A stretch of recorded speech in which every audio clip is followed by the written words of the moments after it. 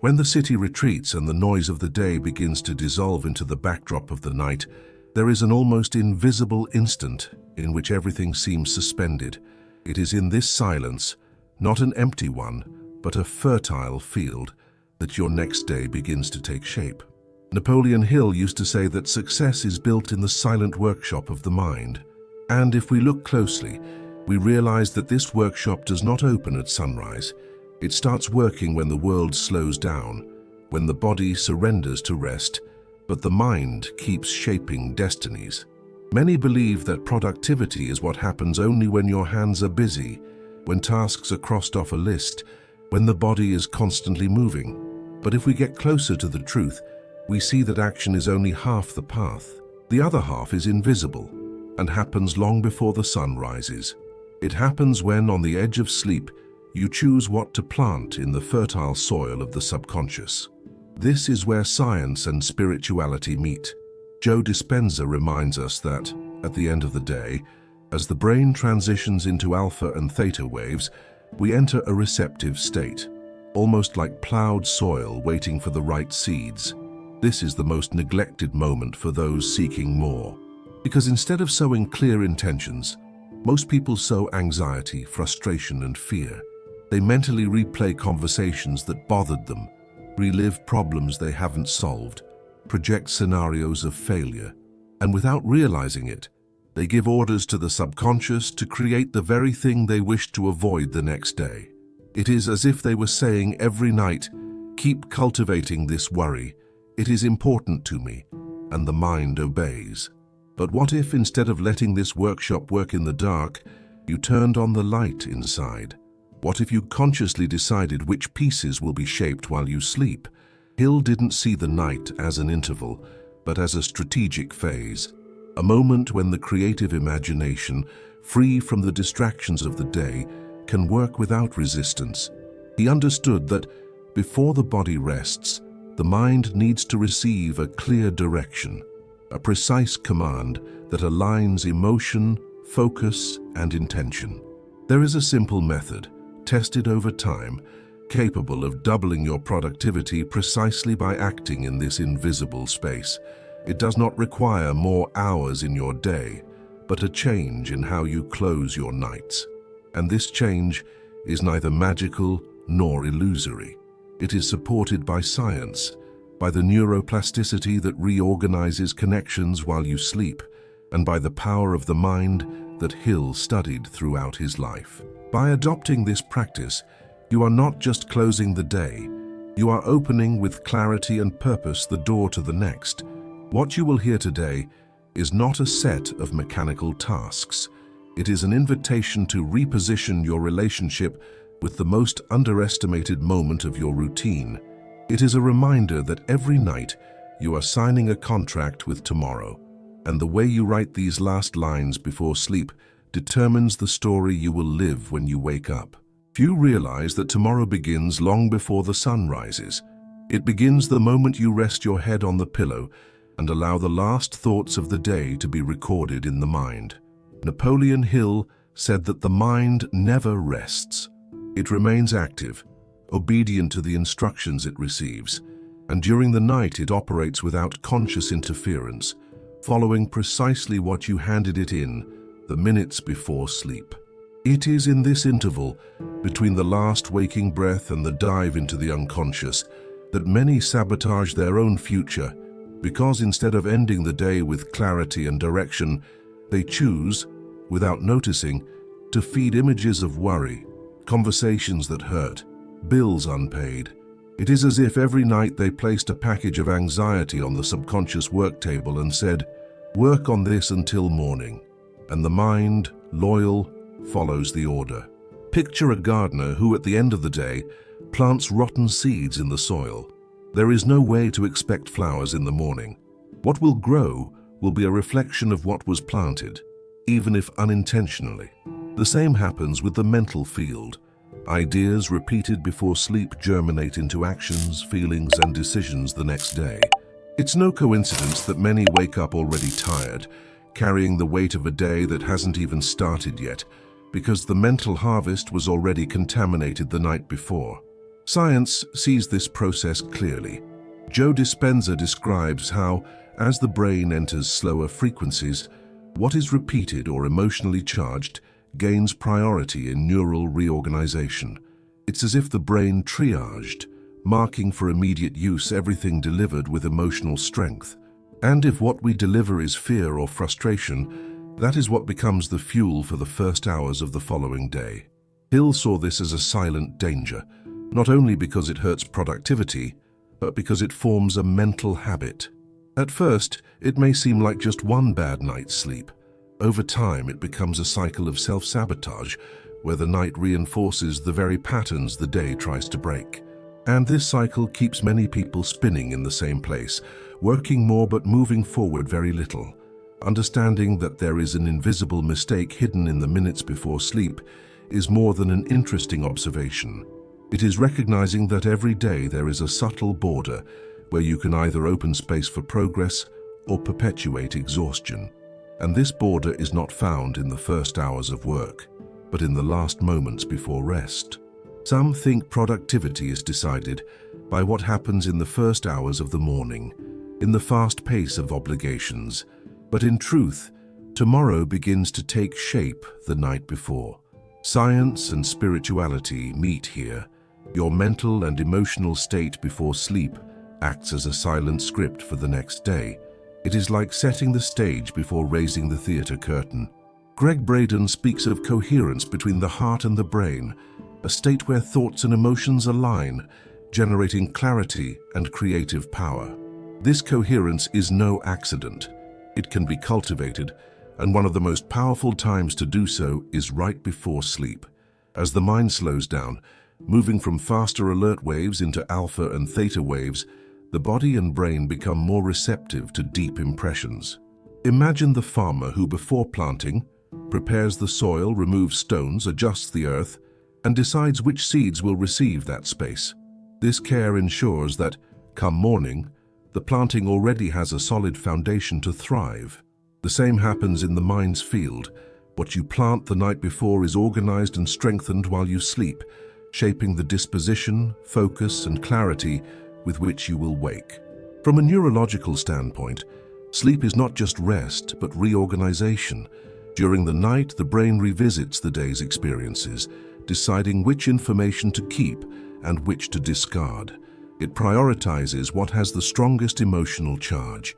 That's why a thought accompanied by strong feeling is more likely to be recorded as a priority for the next day. Napoleon Hill understood this process long before modern evidence. He knew that by directing the mind at the end of the day toward clear and constructive goals, he not only created favorable mental programming, but also established a vibrational state aligned with what he wanted to achieve. This alignment allowed him to wake already immersed in the right mental state to act efficiently and decisively.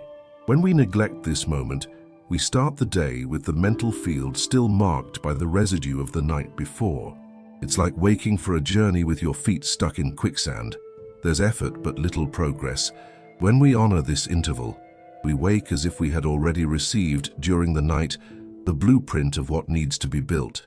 And that changes not just productivity, but the quality of presence and decision in every action of the day. In his studies, Napoleon Hill identified a pattern among those who achieved extraordinary results. They did not hand over their minds to the night randomly. They did not let chance decide which thoughts would inhabit their subconscious during sleep. Instead, they used the last minutes before sleep as a sacred time, dedicated to planting clear instructions, almost like an architect sketching the project before construction. Among the practices he observed and recommended was the habit of writing down goals and reflecting on solutions before sleeping, not as a bureaucratic task, but as an act of direction. By recording on paper what you want to achieve, and then taking a few moments to mentally visualize the solution or progress, you create a precise command for the subconscious. This command is not made only of words, but of intertwined images and emotions. The logic behind this is simple but profound. What the mind repeats with clarity and intensity, it tends to seek out and materialize. During sleep, This repetition works as an inner script, a sequence of instructions processed without distractions. It's as if, when closing your eyes, you handed your mind a sealed letter containing the exact direction you want to go. Upon waking, many of your actions and decisions will already naturally align with this objective, even without conscious effort. For this practice to be effective, Hill knew it was necessary to transform a vague intention into a precise mental command. It is not enough to say, "I want to be more productive," because the subconscious responds better to specific orders. A defined goal, accompanied by a vivid mental image and a coherent emotional state, is infinitely more powerful. The mind needs to feel the weight of the importance of what is being asked, as if it were something inevitable and natural to happen. This ritual is, in fact, a silent dialogue with the deepest part of yourself. It is the moment you decide with firmness and serenity what will be the priority. It is not just about productivity. It is about taking the role of the conscious builder of your own reality. When Hill spoke about the silent workshop of the mind, he was referring exactly to this space, an invisible studio where every night you can shape the next day with clear intention and purpose. The human mind responds to internal images far more intensely than to logical commands. Joe Dispenza explains that when we associate a clear mental image with a positive, coherent emotion, the brain and body begin to respond as if it were already reality. That is why a simple written plan can become much more powerful when transformed into a living, felt, and experienced scene in the imagination. At the end of the day, replacing the traditional to-do list with a detailed visualization of the next day is like trading a static map for a movie already unfolding in your mind. It's not just about seeing the activities, but about living them in advance. It's feeling the body light as you move through the first hours of the morning, sensing the clarity with which decisions are made, hearing the confident tone of your own voice in a meeting, noticing the satisfaction of completing something important. The more sensory this experience is, the more deeply it fixes itself in the subconscious. Emotion is the element that solidifies this construction. Hill understood that the subconscious mind is highly sensitive to emotional intensity. Dispenza reinforces that emotional state acts as the cement that fixes the neural connections created by visualization. It's the difference between a faint image that dissolves by morning and a scene so vivid that the body wakes predisposed to carry it out. Creating this vibrational map is, in truth, creating alignment between intention and inner frequency. It's sending the subconscious not only the logical instruction of what needs to be done, but also the vibrational state that will allow it to happen naturally. It's as if, before sleeping, you tuned into the exact station where your next day is already being broadcast and decided to wake already connected to that transmission. This practice does not require physical effort, but does require presence. It is not a quick checklist. It is a moment of surrender, of inner construction, where each detail felt becomes part of the invisible foundation that will support the next day. When this image is fed with genuine emotion and calm conviction, the subconscious receives it as a destination already decided and begins to work silently to make it happen. Anxiety about what has not yet happened is like a shadow that stretches through the night and invades the morning. It is born from the mental repetition of everything that could go wrong, of conversations that haven't happened yet, of bills not yet paid, of problems without solutions. And when that repetition settles into the minutes before sleep, it turns into a silent program for the next day, draining energy before it even begins. Napoleon Hill warned of the danger of allowing the mind to dwell on images of failure or conflict at the moment of greatest receptivity. For him, this is not only a waste of potential, but also of direction. The subconscious does not distinguish between a real threat and an imagined one. It simply records, reacts, and prepares the body to respond accordingly. This is why so many wake up tired, with their hearts racing, even without having lived anything physically exhausting. There is a way to silence this shadow, and it comes through a simple yet profound gesture, emptying the mind before sleep. This mental discharge is not an act of avoidance, but of energetic intelligence. It's like removing weights from a backpack before starting a hike by writing down, speaking aloud, or reflecting on what worries you, and then consciously deciding to leave it outside your mental space for the night. You create room for the night to be used for recovery and clarity, not depletion. Science confirms that removing excess emotional load before sleep rebalances the nervous system, reduces stress hormone production, and allows the brain to prioritize restorative processes. This doesn't mean denying the existence of problems, but choosing the right moment to deal with them. The night is a time for preparation, not battle. When we cultivate this intelligence, we wake lighter, with a renewed perception of issues that, hours before, seemed unsolvable. The clarity of the morning, when not clouded by the emotional residue of the night, is often enough to reveal solutions that once felt distant. Thus, the antidote to tomorrow's anxiety lies not in fighting it, but in clearing the ground so that at sunrise it is ready to receive new seeds. Among all the practices Napoleon Hill observed in high-performing individuals, there was one common ability: asking themselves questions capable of steering their thoughts in the right direction. Questions are keys that open doors in the subconscious, and when formulated with clarity and intention, they can redefine not just the end of the day, but the entire next day. The three questions central to this process are simple, yet deeply transformative. What did I do well today? What can I improve tomorrow? And what is my main intention for the next day? The first question activates gratitude and internal recognition. By acknowledging something done well, even if small, we create a mental record of competence and progress. This fuels confidence and sends the subconscious the message that we are on the right path. The second question directs attention toward growth. It does not carry the weight of guilt, but the lightness of possibility. By identifying what can be improved, we give the mind a constructive focal point, something specific to work on during rest. It's like pointing the subconscious toward a field that needs more careful cultivation. The third question is an act of command.